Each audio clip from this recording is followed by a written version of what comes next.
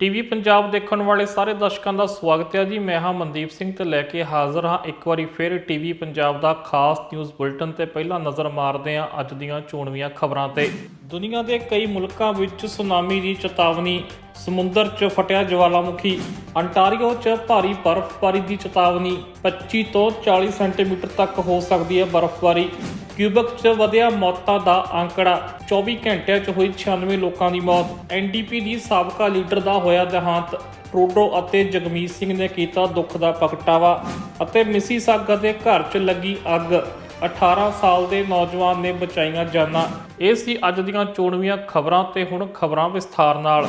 Pacific ocean ਦੇ ਵਿੱਚ ਇੱਕ ਵੱਡਾ ਧਮਾਕਾ ਹੋਇਆ ਜਿੱਥੇ ਜਵਾਲਾਮੁਖੀ ਫਟਣ ਦੀ ਗੱਲ ਸਾਹਮਣੇ ਆਈ ਆ ਔਰ ਇਸ ਦੇ ਨਾਲ ਕਈ ਆਈਲੈਂਡ ਅਤੇ ਇਸ ਵਕਤ ਜਿਹੜੇ ਕਿਨਾਰੇ ਤੇ ਮੁਲਕ ਨੇ ਉੱਥੇ ਸੁਨਾਮੀ ਦੀ ਵਾਰਨਿੰਗ ਜਾਰੀ ਕੀਤੀ ਗਈ ਹੈ। ਇਸ ਸੰਬੰਧੀ ਕੈਨੇਡਾ ਦੇ ਵਿੱਚ ਵੀ ਵੈਨਕੂਵਰ ਆਈਲੈਂਡ ਦੇ ਕੁਝ ਇਲਾਕਿਆਂ ਵਿੱਚ ਸੁਨਾਮੀ ਦੀ ਵਾਰਨਿੰਗ ਜਾਰੀ ਕੀਤੀ ਗਈ ਸੀ, ਪਰ ਅੱਜ ਦੁਪਹਿਰ ਤੱਕ ਇਹ ਵਾਰਨਿੰਗ ਵਾਪਸ ਲੈ ਲਈ ਗਈ ਹੈ ਅਤੇ BC ਦੇ ਇਲਾਕਿਆਂ ਵਿੱਚ ਹੁਣ ਕਿਸੇ ਵੀ ਤਰੀਕੇ ਦੀ ਸੁਨਾਮੀ ਦੀ ਕੋਈ ਵਾਰਨਿੰਗ ਨਹੀਂ ਹੈ। पर दुनिया के होर इलाकों में हाले भी सुनामी की वार्निंग जारी है। दुनिया भर के कई वड्डे शहरों में सुनामी की वार्निंग जारी कर दी गई है। जानकारी अनुसार पैसीफिक ओशन के विचकार एक वड्डा ज्वालामुखी फटिया है। यह ज्वालामुखी पैसीफिक ओशन च पैंदे टोंगा आइलैंड के नेड़े फटिया है, जिस तो बाद ਵੱਡੀਆਂ ਲਹਿਰਾਂ ਕਿਨਾਰਿਆਂ ਤੇ ਜਾ ਕੇ ਟਕਰਾ ਰਹੀਆਂ ਨੇ ਅਤੇ ਇਸ ਦੀਆਂ ਤਸਵੀਰਾਂ ਵੀ ਆਉਣੀਆਂ ਸਾਹਮਣੇ ਸ਼ੁਰੂ ਹੋ ਗਈਆਂ ਨੇ, ਜਿਸ ਤੋਂ ਬਾਅਦ ਕਈ ਵੱਡੇ ਸ਼ਹਿਰਾਂ ਦੇ ਵਿੱਚ ਅਲਰਟ ਜਾਰੀ ਕਰ ਦਿੱਤਾ ਗਿਆ, ਜਿਸ ਵਿੱਚ ਅਮਰੀਕਾ, ਕੈਨੇਡਾ, ਆਸਟ੍ਰੇਲੀਆ, ਨਿਊਜ਼ੀਲੈਂਡ ਅਤੇ ਪੈਸੀਫਿਕ ਓਸ਼ਨ 'ਚ ਪੈਂਦੇ ਕਈ ਹੋਰ ਮੁਲਕ ਅਤੇ ਆਈਲੈਂਡ ਉੱਤੇ ਵੀ ਚੇਤਾਵਨੀ ਜਾਰੀ ਕਰ ਦਿੱਤੀ ਗਈ ਹੈ, ਜਿੱਥੇ ਇਸ ਵਕਤ ਸੁਨਾਮੀ ਦਾ ਖਤਰਾ ਬਣਿਆ ਹੋਇਆ ਹੈ। ਟੋਂਗਾ ਆਈਲੈਂਡ ਇਸ ਵਕਤ ਇਸ ਜਵਾਲਾਮੁਖੀ ਦੇ ਸਭ ਤੋਂ ਨੇੜੇ ਪੈਂਦਾ ਹੈ, ਜਿੱਥੇ ਇਸ ਵਕਤ ਇੰਟਰਨੈਟ ਸੇਵਾਵਾਂ ਵੀ ਬੰਦ ਹੋ ਚੁੱਕੀਆਂ ਨੇ, ਜਿਸ ਕਰਕੇ ਉੱਥੋਂ ਹਾਲੇ ਕਿਸੇ ਵੀ ਤਰੀਕੇ ਦੇ ਨੁਕਸਾਨ ਦੀ ਖਬਰ ਵੀ ਸਾਹਮਣੇ ਨਹੀਂ ਆ ਸਕੀ ਹੈ। ਜਾਣਕਾਰੀ ਅਨੁਸਾਰ ਟੋਂਗਾ ਨੂੰ ਇੰਟਰਨੈਟ ਕੇਬਲ ਸਮੁੰਦਰ ਦੇ ਵਿੱਚ ਦੀ ਸੂਆ ਅਤੇ ਫਿਜੀ ਤੋਂ ਪਈਆਂ ਨੇ ਅਤੇ ਜਾਣਕਾਰੀ ਅਨੁਸਾਰ ਇਹ ਇਸ ਵਕਤ ਤਬਾਹ ਹੋ ਗਈਆਂ ਨੇ, ਜਿਸ ਕਰਕੇ ਇੰਟਰਨੈਟ ਕਨੈਕਸ਼ਨ ਇਸ ਵਕਤ ਉੱਥੇ ਟੁੱਟ ਗਿਆ। ਕੈਨੇਡਾ ਦੇ ਵਿੱਚ ਬ੍ਰਿਟਿਸ਼ ਕੋਲੰਬੀਆ ਦੇ ਵੈਨਕੂਵਰ ਆਈਲੈਂਡ ਦੇ ਕੁਝ ਹਿੱਸਿਆਂ ਤੇ ਸੁਨਾਮੀ ਦੀ ਵਾਰਨਿੰਗ ਜਾਰੀ ਕੀਤੀ ਗਈ ਹੈ, ਜਿਸ ਦੇ ਵਿੱਚ ਵੈਨਕੂਵਰ ਆਈਲੈਂਡ ਦੇ ਵੈਸਟ ਕੋਸਟ ਤੇ ਅਤੇ ਇਸ ਦੇ ਨਾਲ ਹੀ ਨਾਰਥ ਵੈਸਟ ਦੇ ਇਲਾਕਿਆਂ ਤੇ ਸੈਂਟਰਲ ਕੋਸਟ ਦੇ ਵਿੱਚ ਵੈਨਕੂਵਰ ਆਈਲੈਂਡ ਤੇ ਵਾਰਨਿੰਗ ਜਾਰੀ ਹੋਈ ਹੈ। ਹਾਲਾਂਕਿ ਅਫੀਸ਼ੀਅਲਸ ਦਾ ਕਹਿਣਾ ਹੈ ਕਿ ਇਸ ਵਕਤ ਕਿਸੇ ਵੀ ਤਰੀਕੇ ਦੇ ਇਵੈਕੂਏਟ ਦੀ ਕੋਈ ਲੋੜ ਨਹੀਂ ਹੈ, ਪਰ ਨਾਲ ਲੋਕਾਂ ਨੂੰ ਇਹ ਵੀ ਸਲਾਹ ਦਿੱਤੀ ਗਈ ਕਿ ਉਹ ਬੀਚ ਅਤੇ ਮਰੀਨਸ ਤੇ ਫਿਲਹਾਲ ਜਾਣ ਤੋਂ ਗੁਰੇਜ਼ ਕਰਨ। ਉੱਥੇ ਹੀ ਅਮਰੀਕਾ ਦੇ ਕੈਲੀਫੋਰਨੀਆ, ਹਵਾਈ, ਅਲਾਸਕਾ ਦੇ ਕੁਝ ਇਲਾਕਿਆਂ ਵਿੱਚ ਵੀ ਐਡਵਾਈਜ਼ਰੀ ਜਾਰੀ ਕੀਤੀ ਗਈ ਹੈ ਅਤੇ ਇੱਥੇ ਵੀ ਸੁਨਾਮੀ ਦੀ ਵਾਰਨਿੰਗ ਜਾਰੀ ਕੀਤੀ ਗਈ ਹੈ। ਕੈਲੀਫੋਰਨੀਆ ਵਿੱਚ ਬੇ ਏਰੀਆ, ਔਰੰਜ ਕਾਉਂਟੀ ਅਤੇ ਕੁਝ ਹੋਰ ਇਲਾਕਿਆਂ ਵਿੱਚ ਬੀਚਸ ਬੰਦ ਕਰ ਦਿੱਤੀਆਂ ਗਈਆਂ ਨੇ ਅਤੇ ਲੋਕਾਂ ਨੂੰ ਉੱਥੇ ਸਮੁੰਦਰ ਦੇ ਕਿਨਾਰਿਆਂ ਤੋਂ ਜਾਣ ਤੋਂ ਰੋਕਿਆ ਜਾ ਰਿਹਾ ਹੈ। ਇਸੇ ਤਰੀਕੇ ਨਾਲ ਹੀ ਨਿਊਜ਼ੀਲੈਂਡ ਵੱਲੋਂ ਵੀ ਆਪਣੇ ਲੋਕਾਂ ਨੂੰ ਅਗਾਹ ਕੀਤਾ ਗਿਆ ਕਿ ਉਹ ਸਾਊਥਲੈਂਡ ਦੇ ਇਲਾਕੇ ਤੋਂ ਦੂਰ ਰਹਿਣ ਅਤੇ ਸਮੁੰਦਰੀ ਕਿਨਾਰਿਆਂ ਉੱਤੇ ਨਾ ਜਾਣ। ਇਸੇ ਤਰੀਕੇ ਨਾਲ ਹੀ ਆਸਟ੍ਰੇਲੀਆ ਦੇ ਵੀ ਕੁਝ ਇਲਾਕੇ ਜੋ ਕਿ ਪੈਸੀਫਿਕ ਓਸ਼ਨ ਤੇ ਪੈਂਦੇ ਨੇ, ਜਿਹਦੇ ਵਿੱਚ ਸਿਡਨੀ ਵਰਗੇ ਸ਼ਹਿਰ ਵੀ ਸ਼ਾਮਲ ਨੇ ਔਰ ਬ੍ਰਿਸਬੇਨ ਦਾ ਨਾਮ ਵੀ ਆ ਰਿਹਾ, ਉੱਥੇ ਵੀ ਲੋਕਾਂ ਨੂੰ ਪਾਣੀ ਤੋਂ ਦੂਰ ਰਹਿਣ ਦੀ ਸਲਾਹ ਦਿੱਤੀ ਜਾ ਰਹੀ ਹੈ।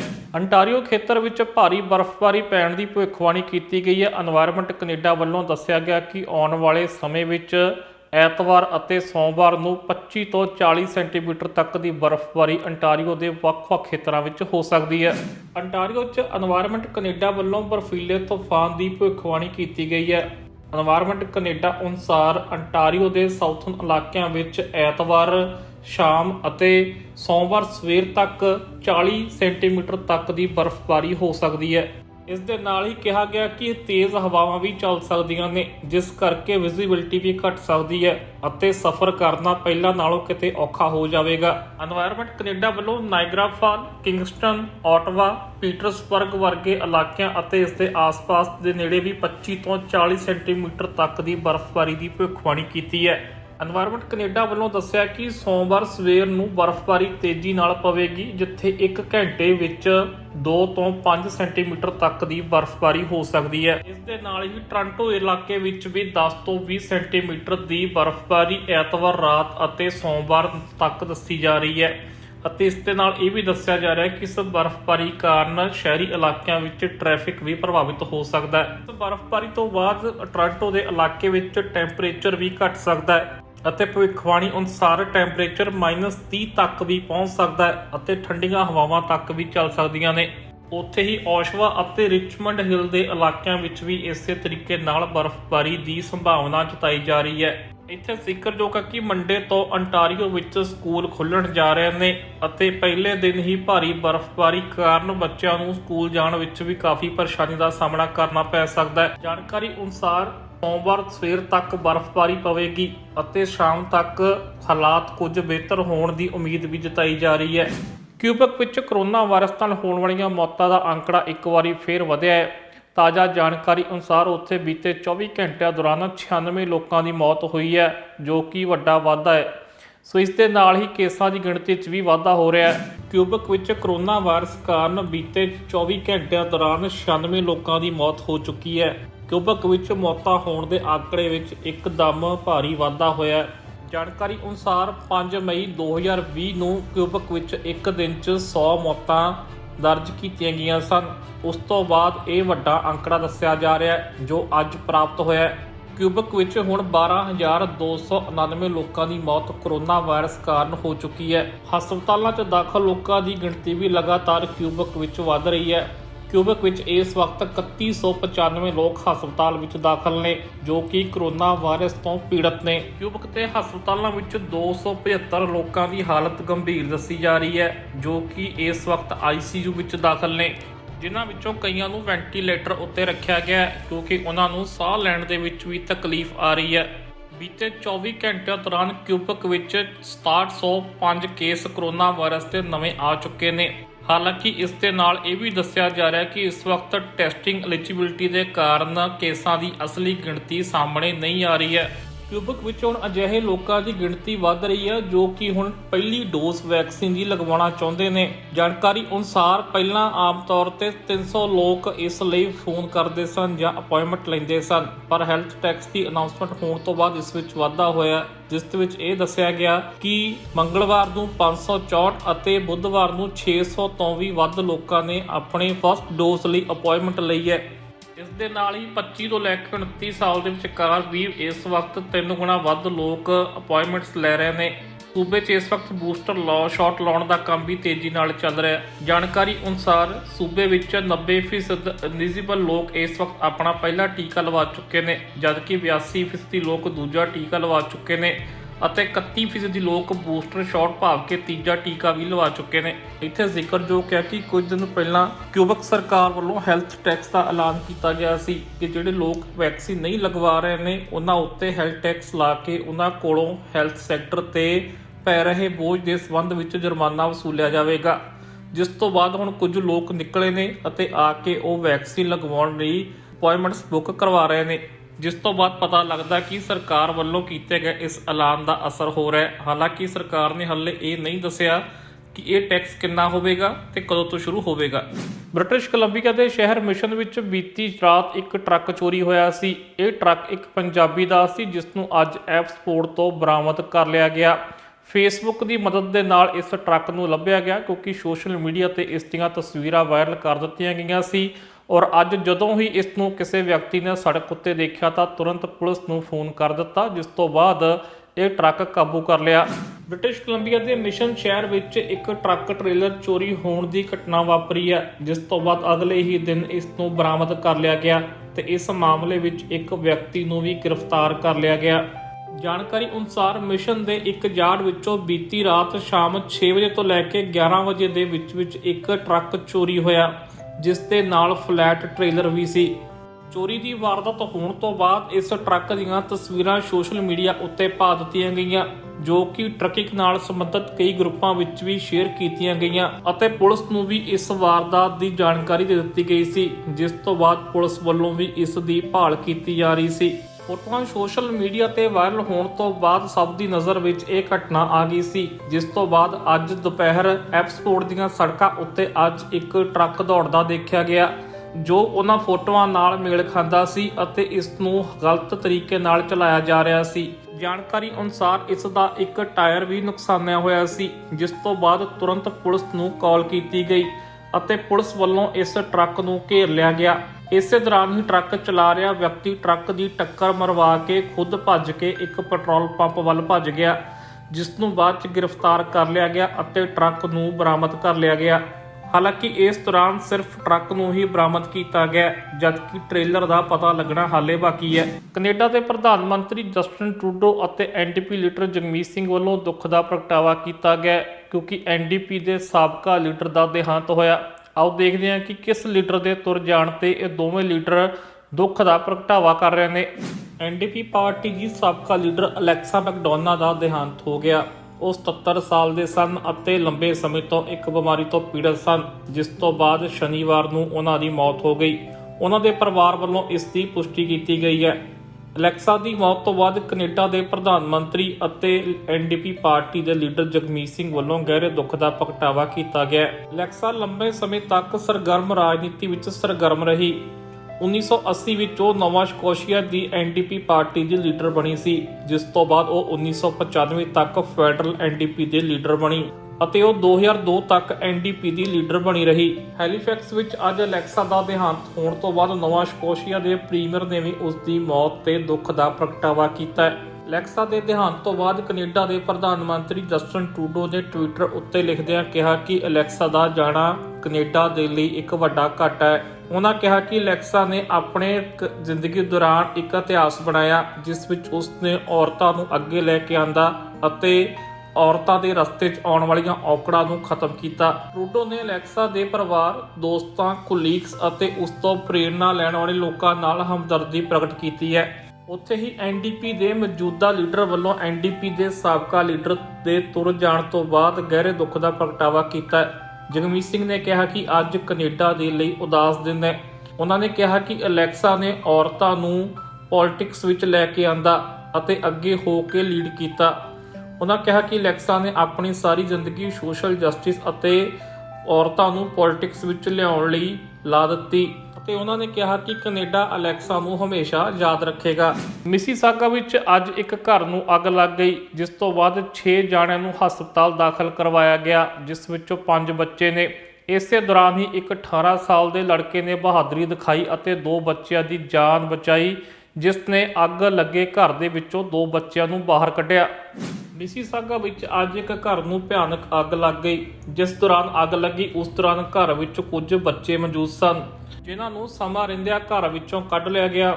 ਹਾਲਾਂਕਿ ਬੱਚਿਆਂ ਨੂੰ ਅਹਿਤਿਆਤ ਦੇ ਤੌਰ ਤੇ ਹਸਪਤਾਲ ਲਿਜਾਇਆ ਗਿਆ। ਇਸੇ ਦੌਰਾਨ ਹੀ ਗੁਆਂਢ ਵਿੱਚ ਰਹਿੰਦੇ ਇੱਕ 18 ਸਾਲ ਦੇ ਲੜਕੇ ਦੇ ਬਹਾਦਰੀ ਦੇ ਚਰਚੇ ਹੋ ਰਹੇ ਨੇ, ਜਿਸ ਨੇ ਘਰ ਦੀ ਛੱਤ ਤੇ ਚੜ੍ਹ ਕੇ ਕੁਝ ਬੱਚਿਆਂ ਨੂੰ ਘਰ ਤੋਂ ਬਾਹਰ ਕੱਢਿਆ। ਜਾਣਕਾਰੀ ਅਨੁਸਾਰ ਘਰ ਵਿੱਚ ਅੱਗ ਦੀ ਜਾਣਕਾਰੀ ਸਵੇਰੇ 10:45 ਤੇ ਮਿਲੀ, ਜਦੋਂ ਗੁਆਂਢੀਆਂ ਨੂੰ ਪਤਾ ਲੱਗਾ ਕਿ ਘਰ ਵਿੱਚ ਅੱਗ ਲੱਗੀ ਹੈ। ਇਸੇ ਦੌਰਾਨ 18 ਸਾਲ ਦੇ ਐਡਮ ਨੇ ਦੇਖਿਆ ਕਿ ਘਰ ਦੇ ਵਿੱਚ ਕੁਝ ਬੱਚੇ ਫਸੇ ਹੋਏ ਨੇ, ਜਿਸ ਦੇ ਵਿੱਚੋਂ 2 ਲੜਕੀਆਂ ਤਾਂ ਬਾਹਰ ਨਿਕਲ ਆਈਆਂ, ਪਰ ਛੋਟੇ ਬੱਚੇ ਅੰਦਰ ਫਸੇ ਹੋਏ ਸਨ, ਜਿਸ ਵਿੱਚ ਇੱਕ ਕੁਝ ਮਹੀਨਿਆਂ ਦਾ ਬੱਚਾ ਵੀ ਸ਼ਾਮਲ ਸੀ।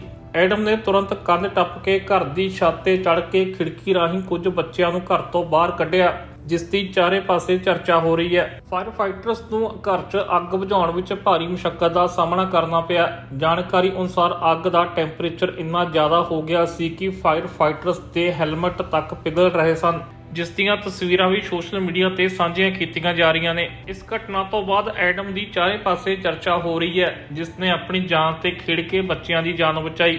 ਇਸ ਘਟਨਾ ਸੰਬੰਧੀ ਐਡਮ ਨੇ ਦੱਸਿਆ ਕਿ ਉਹ ਸਿਰਫ ਖੜਾ ਰਹਿ ਕੇ ਬੱਚੀ ਨੂੰ ਮਰਦਿਆਂ ਨਹੀਂ ਦੇਖ ਸਕਦਾ ਸੀ, ਇਸ ਕਰਕੇ ਉਸਨੇ ਤੁਰੰਤ ਕੰਧ ਤੇ ਚੜ੍ਹਨ ਦੀ ਕੋਸ਼ਿਸ਼ ਕੀਤੀ, ਪਰ ਉਹ ਨਾਕਾਮ ਰਿਹਾ, ਜਿਸ ਤੋਂ ਬਾਅਦ ਕੁਝ ਲੋਕਾਂ ਨੇ ਉਸ ਨੂੰ ਕੰਧ ਤੇ ਚੜ੍ਹਾਇਆ ਅਤੇ ਜਿਸ ਤੋਂ ਬਾਅਦ ਉਹ ਛੱਤ ਤੇ ਚੜ੍ਹ ਕੇ ਖਿੜਕੀ ਰਾਹੀਂ ਬੱਚਿਆਂ ਨੂੰ ਬਾਹਰ ਕੱਢ ਕੇ ਲਿਆਇਆ। ਸਰੀ ਦੇ ਵਿੱਚ ਕਰੋਨਾ ਵਾਇਰਸ ਦੇ ਰਿਕਾਰਡ ਤੋੜ ਕੇਸ ਸਾਹਮਣੇ ਆ ਰਹੇ ਨੇ, ਔਰ ਜੇਕਰ ਅਸੀਂ ਡਾਟੇ ਦੇ ਮੁਤਾਬਕ ਗੱਲ ਕਰੀਏ ਤਾਂ ਇਸ ਵਕਤ ਸਾਰੇ ਰਿਕਾਰਡ ਵੀ ਟੁੱਟਦੇ ਨਜ਼ਰ ਆ ਰਹੇ ਨੇ। ਪੰਜਾਬੀਆਂ ਦੇ ਗੜ੍ਹ ਸਰੀ ਵਿੱਚ ਕਰੋਨਾ ਵਾਇਰਸ ਦੇ ਮਾਮਲੇ ਇੱਕ ਵਾਰੀ ਫਿਰ ਰਿਕਾਰਡ ਤੋੜਦੇ ਨਜ਼ਰ ਆ ਰਹੇ ਨੇ। ਹਾਲਾਂਕਿ ਪਿਛਲੇ ਸਾਲ ਦੇ ਅਖੀਰਲੇ ਹਫ਼ਤੇ ਵੀ ਇਹ ਰਿਕਾਰਡ ਟੁੱਟਾ ਸੀ ਅਤੇ ਉਸ ਤੋਂ ਅਗਲੇ ਹਫ਼ਤੇ ਭਾਵ ਕਿ ਇਸ ਸਾਲ ਦੇ ਪਹਿਲੇ ਹਫ਼ਤੇ ਵੀ ਇਹ ਰਿਕਾਰਡ ਤੋੜਿਆ ਗਿਆ। ਜਾਣਕਾਰੀ ਅਨੁਸਾਰ 2 ਜਨਵਰੀ ਤੋਂ ਲੈ ਕੇ 8 ਜਨਵਰੀ ਤੱਕ ਜੋ ਡਾਟਾ ਸਾਹਮਣੇ ਆਇਆ, ਉਸ ਵਿੱਚ 2960 ਮਾਮਲੇ ਇਕੱਲੇ ਸਰੀ ਤੋਂ ਸਾਹਮਣੇ ਆਏ ਨੇ। ਜਦਕਿ 26 ਤੋਂ ਲੈ ਕੇ 1 ਜਨਵਰੀ ਤੱਕ ਸਰੀ ਵਿੱਚ 2619 ਮਾਮਲੇ ਸਾਹਮਣੇ ਆਏ ਸੀ। ਇਸ ਤੋਂ ਪਹਿਲਾਂ ਅਪ੍ਰੈਲ 2021 ਦੇ ਵਿੱਚ ਇਹ ਰਿਕਾਰਡ ਬਣਿਆ ਸੀ ਜਦੋਂ ਕਿ ਤੀਜੀ ਵੇਵ ਕੋਵਿਡ ਦੀ ਚੱਲ ਰਹੀ ਸੀ। ਅਪ੍ਰੈਲ 18 ਤੋਂ ਲੈ ਕੇ 24 ਤੱਕ 1760 ਕੇਸ ਸਰੀ ਵਿੱਚ ਦਰਜ ਕੀਤੇ ਗਏ ਸਨ, ਪਰ ਇਸ ਵਕਤ ਇਹ ਸਾਰੇ ਰਿਕਾਰਡ ਤੋੜੇ ਜਾ ਚੁੱਕੇ ਨੇ। ਹਾਲਾਂਕਿ ਕੋਵਿਡ ਟੈਸਟਿੰਗ ਨੂੰ ਲੈ ਕੇ ਇਸ ਵਕਤ ਸਰੀ ਦੇ ਲੋਕਾਂ ਵਿੱਚ ਕਾਫੀ ਗੁੱਸਾ ਵੀ ਦੇਖਣ ਨੂੰ ਮਿਲ ਰਿਹਾ ਹੈ, ਕਿਉਂਕਿ ਇਸ ਵਕਤ ਕੋਵਿਡ ਟੈਸਟ ਲਈ ਲੰਬੀਆਂ ਲਾਈਨਅਪਸ ਲੱਗੀਆਂ ਨੇ। ਅਪਾਇੰਟਮੈਂਟ ਲਈ ਵੀ 2 ਤੋਂ 3 ਦਿਨ ਤੱਕ ਦਾ ਸਮੇਂ ਦਾ ਇੰਤਜ਼ਾਰ ਕਰਨਾ ਪੈ ਰਿਹਾ ਅਤੇ ਇਸ ਦੇ ਨਾਲ ਹੀ ਰੈਪਿਡ ਟੈਸਟ ਕਿੱਟਾਂ ਵੀ ਨਹੀਂ ਮਿਲ ਰਹੀਆਂ, ਜਿਸ ਕਾਰਨ ਲੋਕ ਕੋਵਿਡ ਟੈਸਟ ਕਰਾਉਣ ਤੋਂ ਵਾਂਝੇ ਰਹਿ ਰਹੇ ਨੇ, ਜਿਸ ਕਰਕੇ ਹੱਲੇ ਹੋਰ ਮਾਮਲਿਆਂ ਦੀ ਗਿਣਤੀ ਵੀ ਸਾਹਮਣੇ ਨਹੀਂ ਆ ਰਹੀ ਹੈ। ਹਾਲਾਂਕਿ ਫੈਡਰਲ ਸਰਕਾਰ ਵੱਲੋਂ ਇਸ ਮਹੀਨੇ ਦੇ ਸ਼ੁਰੂ ਵਿੱਚ ਐਲਾਨ ਕੀਤਾ ਗਿਆ ਸੀ ਕਿ ਪੂਰੇ ਕੈਨੇਡਾ ਦੇ ਵਿੱਚ 140 ਮਿਲੀਅਨ ਰੈਪਿਡ ਕਿੱਟਾਂ ਵੰਡੀਆਂ ਜਾਣਗੀਆਂ, ਜਿਸ ਨਾਲ ਲੋਕ ਘੱਟੋ ਘੱਟ ਇੱਕ ਹਫ਼ਤੇ 'ਚ 2 ਵਾਰ ਆਪਣਾ ਟੈਸਟ ਵੀ ਕਰ ਸਕਣਗੇ। ਪਰ ਹਾਲੇ ਤੱਕ ਇਹ ਟੈਸਟ ਕਿੱਟਾਂ ਲੋਕਾਂ ਤੱਕ ਪਹੁੰਚਦੀਆਂ ਘੱਟੋ ਘੱਟ BC ਵਿੱਚ ਦਿਖਾਈ ਨਹੀਂ ਦੇ ਰਹੀਆਂ ਨੇ। ਹਾਲਾਂਕਿ ਬੀਤੇ ਦਿਨ ਹੀ ਡਾਕਟਰ ਬੌਨੀ ਹੈਨਰੀ ਵੱਲੋਂ ਕਿਹਾ ਗਿਆ ਸੀ ਕਿ ਇਸ ਵਕਤ BC ਵਿੱਚ ਓਮਿਕਰੋਨ ਦੀ ਵੇਵ ਹਿੱਟ ਕਰ ਚੁੱਕੀ ਹੈ ਅਤੇ ਹੁਣ ਮਾਮਲੇ ਘਟਦੇ ਨਜ਼ਰ ਆ ਰਹੇ ਨੇ। ਬੀਤੇ ਦਿਨ BC ਵਿੱਚ 2275 ਕਰੋਨਾ ਵਾਇਰਸ ਦੇ ਮਾਮਲੇ ਦਰਜ ਕੀਤੇ ਗਏ ਸਨ ਤੇ BC ਵਿੱਚ ਇਸ ਵਕਤ 35943 ਕਰੋਨਾ ਵਾਇਰਸ ਦੇ ਐਕਟਿਵ ਕੇਸ ਮੌਜੂਦ ਨੇ, ਜਿਹਦੇ ਵਿੱਚ ਫਰੇਜ਼ਰ ਹੈਲਥ ਵਿੱਚ 813 ਮਾਮਲੇ ਨਵੇਂ ਸਾਹਮਣੇ ਆਏ ਸੀ ਅਤੇ 17256 ਐਕਟਿਵ ਕੇਸ ਇਕੱਲੇ ਫਰੇਜ਼ਰ ਹੈਲਥ ਵਿੱਚ ਹੀ ਨੇ। 523 ਨਵੇਂ ਮਾਮਲੇ ਵੈਨਕੂਵਰ ਕੋਸਟਲ ਹੈਲਥ ਰੀਜਨ ਤੋਂ ਸਾਹਮਣੇ ਆਏ ਸੀ ਅਤੇ ਇੱਥੇ ਐਕਟਿਵ ਕੇਸਾਂ ਦੀ ਗਿਣਤੀ 9397 ਹੈ। ਇੰਟੀਰੀਅਰ ਹੈਲਥ ਰੀਜਨ ਤੋਂ 412 ਮਾਮਲੇ ਸਾਹਮਣੇ ਆਏ ਸੀ, ਜਿੱਥੇ 4916 ਐਕਟਿਵ ਕੇਸ ਮੌਜੂਦ ਨੇ। ਨਾਰਥਰਨ ਹੈਲਥ ਰੀਜਨ ਤੋਂ 227 ਨਵੇਂ ਮਾਮਲੇ ਸਾਹਮਣੇ ਆਏ ਸੀ ਅਤੇ 1346 ਇੱਥੇ ਐਕਟਿਵ ਕੇਸ ਨੇ। ਉਸ ਦੇ ਨਾਲ ਹੀ ਆਈਲੈਂਡ ਹੈਲਥ ਰੀਜਨ ਤੋਂ 297 ਕਰੋਨਾ ਵਾਇਰਸ ਦੇ ਮਾਮਲੇ ਸਾਹਮਣੇ ਆਏ ਸੀ ਅਤੇ ਕੁੱਲ ਇੱਥੇ ਐਕਟਿਵ ਕੇਸਾਂ ਦੀ ਗਿਣਤੀ 3016 ਤੱਕ ਪਹੁੰਚ ਗਈ ਹੈ। ਇੱਥੇ ਹੀ ਬੀਤੇ ਦਿਨ 6 ਕਰੋਨਾ ਵਾਇਰਸ ਕਾਰਨ ਹੋਰ ਮੌਤਾਂ ਹੋਈਆਂ ਨੇ ਅਤੇ ਹੁਣ BC ਵਿੱਚ ਕੁੱਲ ਮੌਤਾਂ ਦੀ ਗਿਣਤੀ 2468 ਤੱਕ ਪਹੁੰਚ ਗਈ ਹੈ। 6 ਦੇ ਵਿੱਚੋਂ ਫਰੇਜ਼ਰ ਹੈਲਥ ਵਿੱਚ 3 ਮੌਤਾਂ ਹੋਈਆਂ ਨੇ, ਇੰਟੀਰੀਅਰ ਹੈਲਥ ਰੀਜਨ ਵਿੱਚ 2 ਅਤੇ ਆਈਲੈਂਡ ਹੈਲਥ ਰੀਜਨ ਤੇ ਕੋਵਿਡ ਕਾਰਨ 1 ਵਿਅਕਤੀ ਦੀ ਮੌਤ ਹੋਈ ਹੈ। ਅੰਟਾਰੀਓ ਵਿੱਚ ਕਰੋਨਾ ਵਾਇਰਸ ਦੇ ਮਾਮਲਿਆਂ ਦੀ ਗਿਣਤੀ ਲਗਾਤਾਰ ਵੱਧ ਰਹੀ ਹੈ। ਹਾਲਾਂਕਿ ਇਸ ਵਕਤ ਰੋਜ਼ ਕਿੰਨੇ ਮਾਮਲੇ ਸਾਹਮਣੇ ਆ ਰਹੇ ਨੇ, ਨਵੀਆਂ ਟੈਸਟਿੰਗ ਗਾਈਡਲਾਈਨਸ ਦੇ ਕਰਕੇ ਇਹਦੀ ਗਿਣਤੀ ਤਾਂ ਸਾਹਮਣੇ ਨਹੀਂ ਆ ਰਹੀ ਹੈ, ਪਰ ਹਸਪਤਾਲ ਦੇ ਵਿੱਚ ਲੋਕਾਂ ਦੇ ਰਿਕਾਰਡ ਟੁੱਟ ਰਹੇ ਨੇ ਤੇ ਹੁਣ ਇਹ ਗਿਣਤੀ 4000 ਤੋਂ ਪਾਰ ਹੋ ਗਈ ਹੈ। ਅੰਟਾਰੀਓ 'ਚ ਇੱਕ ਵਾਰੀ ਫੇਰ ਕਰੋਨਾ ਵਾਇਰਸ ਦੇ ਕਾਰਨ 40 ਤੋਂ ਵੱਧ ਲੋਕਾਂ ਦੀ ਮੌਤ ਹੋਣ ਦੀ ਖਬਰ ਸਾਹਮਣੇ ਆਈ ਹੈ। ਇਹ ਲਗਾਤਾਰ ਚੌਥਾ ਦਿਨ ਹੈ ਜਦੋਂ 40 ਤੋਂ ਵੱਧ ਲੋਕਾਂ ਦੀ ਮੌਤ ਕੋਵਿਡ ਕਰਕੇ ਹੋ ਰਹੀ ਹੈ, ਜਦਕਿ ਇਸ ਵਕਤ ਹਸਪਤਾਲਾਂ ਵਿੱਚ ਮਰੀਜ਼ਾਂ ਦੀ ਗਿਣਤੀ ਵੀ 4000 ਨੂੰ ਪਾਰ ਕਰ ਗਈ ਹੈ, ਜੋ ਕਿ ਇਸ ਮਹਾਮਾਰੀ ਦੇ ਦੌਰਾਨ ਪਹਿਲੀ ਵਾਰ ਇੰਨੇ ਮਰੀਜ਼ ਹਸਪਤਾਲ ਵਿੱਚ ਦਾਖਲ ਨੇ। ਜਾਣਕਾਰੀ ਅਨੁਸਾਰ 3957 ਲੋਕ ਇਸ ਵਕਤ ਹਸਪਤਾਲ ਵਿੱਚ ਦਾਖਲ ਨੇ, ਜਿਨ੍ਹਾਂ ਦਾ ਇਲਾਜ ਚੱਲ ਰਿਹਾ, ਜਦਕਿ 588 ਲੋਕ ICU ਵਿੱਚ ਦਾਖਲ ਨੇ, ਜਿਨ੍ਹਾਂ ਦੀ ਹਾਲਤ ਗੰਭੀਰ ਦੱਸੀ ਜਾ ਰਹੀ ਹੈ। ਇਹਨਾਂ 588 ਵਿੱਚੋਂ 319 ਮਰੀਜ਼ ਦੀ ਹਾਲਤ ਜ਼ਿਆਦਾ ਗੰਭੀਰ ਹੈ, ਜਿਨ੍ਹਾਂ ਨੂੰ ਸਾਹ ਲੈਣ ਦੇ ਵਿੱਚ ਤਕਲੀਫ ਆ ਰਹੀ ਹੈ ਅਤੇ ਉਹਨਾਂ ਨੂੰ ਵੈਂਟੀਲੇਟਰ ਉੱਤੇ ਰੱਖਿਆ ਜਾ ਰਿਹਾ ਹੈ। ਤੇ 24 ਘੰਟਿਆਂ ਦੌਰਾਨ ਅੰਟਾਰੀਓ ਵਿੱਚ 10732 ਕਰੋਨਾ ਵਾਇਰਸ ਦੇ ਮਾਮਲੇ ਸਾਹਮਣੇ ਆਏ ਨੇ, ਪਰ ਇਸ ਦੇ ਨਾਲ ਇਹ ਵੀ ਚੇਤਾਵਨੀ ਜਾਰੀ ਕੀਤੀ ਜਾਂਦੀ ਹੈ ਕਿ ਟੈਸਟਿੰਗ ਗਾਈਡਲਾਈਨਸ ਬਦਲਣ ਦੇ ਨਾਲ ਕਰੋਨਾ ਵਾਇਰਸ ਦੇ ਮਾਮਲਿਆਂ ਦੀ ਅਸਲੀ ਗਿਣਤੀ ਸਾਹਮਣੇ ਨਹੀਂ ਆ ਰਹੀ ਹੈ ਅਤੇ ਮਾਹਰਾਂ ਦਾ ਮੰਨਣਾ ਹੈ ਕਿ ਜਿੰਨੇ ਮਾਮਲੇ ਆ ਰਹੇ ਨੇ ਉਸ ਤੋਂ ਕੁਝ ਗੁਣਾ ਵੱਧ ਮਾਮਲੇ ਅਸਲ ਦੇ ਵਿੱਚ ਕਰੋਨਾ ਵਾਇਰਸ ਤੇ ਹੋ ਸਕਦੇ ਨੇ, ਜੋ ਕਿ ਓਮਿਕਰੋਨ ਕਰਕੇ ਲਗਾਤਾਰ ਵੱਧ ਰਹੇ ਨੇ। ਬੀਤੇ 24 ਘੰਟਿਆਂ ਦੌਰਾਨ 56318 ਟੈਸਟ ਕੀਤੇ ਗਏ ਨੇ ਅਤੇ 59000 ਟੈਸਟ ਦਾ ਹਾਲੇ ਵੀ ਨਤੀਜਾ ਆਉਣਾ ਬਾਕੀ ਹੈ। ਉੱਥੇ ਹੀ ਬੀਤੇ 24 ਘੰਟਿਆਂ ਦੌਰਾਨ 43 ਲੋਕਾਂ ਦੀ ਮੌਤ ਕਰੋਨਾ ਵਾਇਰਸ ਕਾਰਨ ontario ਵਿੱਚ ਹੋਈ ਹੈ ਅਤੇ ਕਰੋਨਾ ਵਾਇਰਸ ਕਰਕੇ ਹੁਣ ਕੁੱਲ ਮੌਤਾਂ ਦਾ ਅੰਕੜਾ ਵੀ 10565 ਨੂੰ ਪਾਰ ਕਰ ਗਿਆ ਹੈ। ontario ਵਿੱਚ ਵੈਕਸੀਨ ਲਾਉਣ ਦਾ ਕੰਮ ਵੀ ਲਗਾਤਾਰ ਜਾਰੀ ਹੈ। ਬੀਤੇ ਦਿਨ ontario ਵਿੱਚ 1,57,357 ਟੀਕੇ ਕੋਵਿਡ ਦੇ ਲਾਏ ਗਏ, ਜਿਸ ਵਿੱਚ 13,049 ਪਹਿਲੀ ਵਾਰ ਟੀਕਾ ਲਵਾਉਣ ਵਾਲੇ ਲੋਕ ਸ਼ਾਮਲ ਸਨ, ਜਦਕਿ 1,30,559 ਲੋਕਾਂ ਦੇ ਬੂਸਟਰ ਸ਼ਾਟ ਲਾਇਆ ਗਿਆ। ਸੂਬੇ ਦੇ ਡਾਟੇ ਦੇ ਮੁਤਾਬਕ ontario ਵਿੱਚ 91.3% ਲੋਕਾਂ ਨੇ ਆਪਣਾ ਪਹਿਲਾ ਟੀਕਾ ਲਵਾ ਲਿਆ, ਜਦਕਿ 88.7% ਲੋਕ ਜਿਹੜੇ ਆ ਉਹ ਪੂਰੀ ਤਰੀਕੇ ਨਾਲ ਵੈਕਸੀਨੇਟਡ ਨੇ, ਭਾਵ ਕਿ ਉਹਨਾਂ ਦੇ 2 ਟੀਕੇ ਲੱਗ ਚੁੱਕੇ ਨੇ। ਪਰ ਇਸ ਦੇ ਬਾਵਜੂਦ ਵੀ ਹਸਪਤਾਲਾਂ ਵਿੱਚ ਲੋਕਾਂ ਦੀ ਗਿਣਤੀ ਵੱਧ ਰਹੀ ਹੈ, ਜਿਸ ਕਾਰਨ ਸਰਕਾਰ ਇਸ ਵਕਤ ਚਿੰਤਾ 'ਚ ਪਈ ਹੈ। ਜਾਂਦੇ ਜਾਂਦੇ ਨਜ਼ਰ ਮਾਰਦੇ ਹਾਂ ਇੱਕ ਵਾਰੀ ਫਿਰ ਅੱਜ ਦੀਆਂ ਚੋਣਵੀਆਂ ਖਬਰਾਂ ਤੇ। ਦੁਨੀਆ ਦੇ ਕਈ ਮੁਲਕਾਂ ਵਿੱਚ ਸੁਨਾਮੀ ਦੀ ਚੇਤਾਵਨੀ, ਸਮੁੰਦਰ 'ਚ ਫਟਿਆ ਜਵਾਲਾਮੁਖੀ, ਅੰਟਾਰੀਓ 'ਚ ਭਾਰੀ ਬਰਫ਼ਬਾਰੀ ਦੀ ਚੇਤਾਵਨੀ, 25 ਤੋਂ 40 ਸੈਂਟੀਮੀਟਰ ਤੱਕ ਹੋ ਸਕਦੀ ਹੈ ਬਰਫ਼ਬਾਰੀ। ਕਿਊਬਕ 'ਚ ਵਧਿਆ ਮੌਤਾਂ ਦਾ ਅੰਕੜਾ, 24 ਘੰਟਿਆਂ 'ਚ ਹੋਈ 96 ਲੋਕਾਂ ਦੀ ਮੌਤ। ਐਨਡੀਪੀ ਦੀ ਸਾਬਕਾ ਲੀਡਰ ਦਾ ਹੋਇਆ ਦੇਹਾਂਤ, ਟਰੂਡੋ ਅਤੇ ਜਗਮੀਤ ਸਿੰਘ ਨੇ ਕੀਤਾ ਦੁੱਖ ਦਾ ਪ੍ਰਗਟਾਵਾ। ਅਤੇ ਮਿਸੀਸਾਗਾ ਦੇ ਘਰ 'ਚ ਲੱਗੀ ਅੱਗ, 18 ਸਾਲ ਦੇ ਨੌਜਵਾਨ ਨੇ ਬਚਾਈਆਂ ਜਾਨਾਂ।